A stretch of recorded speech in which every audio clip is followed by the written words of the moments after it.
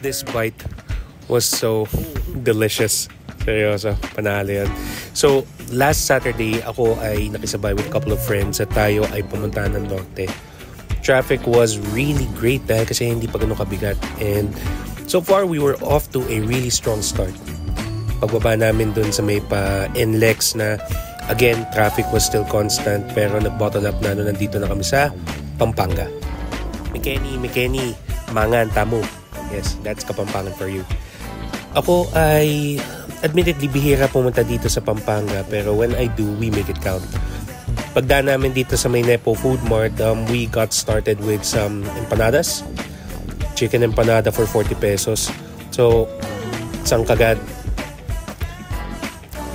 thick dough pero pag dumanting ka na dun sa filling sa loob, very delicious.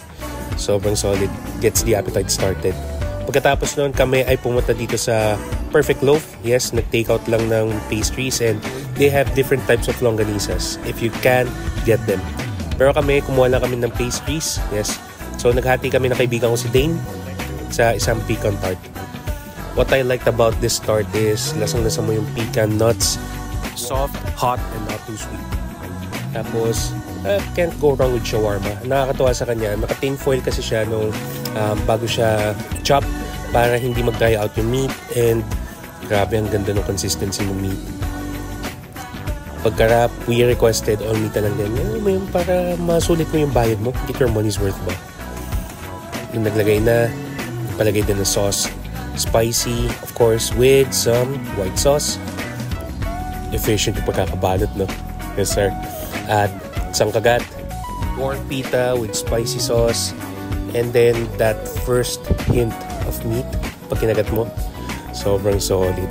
And of course, kami ay pumunta dito sa Toto Bits. May mga bukas na dito ng mga pagkainan pero ito talaga yung muna attention namin. More on that a little bit. So, checking out yung mga nagbebenta, couple of Filipino favorites of course. Meron din mga nagluluto ng pares, meron din nagluluto of course ng tusok-tusok, at marami pa. And I guess mamayang gabi dadami pa yun.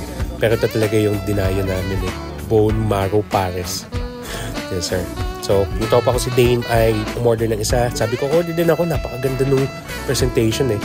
Sabi daw ni brother, best daw siyang sama with toyo mansi at saka chili garlic. Grabe nung dumating yung order ko. It was so sinful. Look at that. A little bit more. Tapos lagay din natin siya ng toyo mansi. Isang kagat. Uy, manyaman. Panalo yan. Yes, sir. That was Kapampangan for masarap. Grabe, ibang level yung timpla. Shoutout kay David na sa likod. And let's get to the mami. Yung mami niya, it's egg noodles. At isang kagat mo sa kanya, it was al dente. And both me and Dame agree na masarap. Nag-try din kami ng laman loob and eyeball.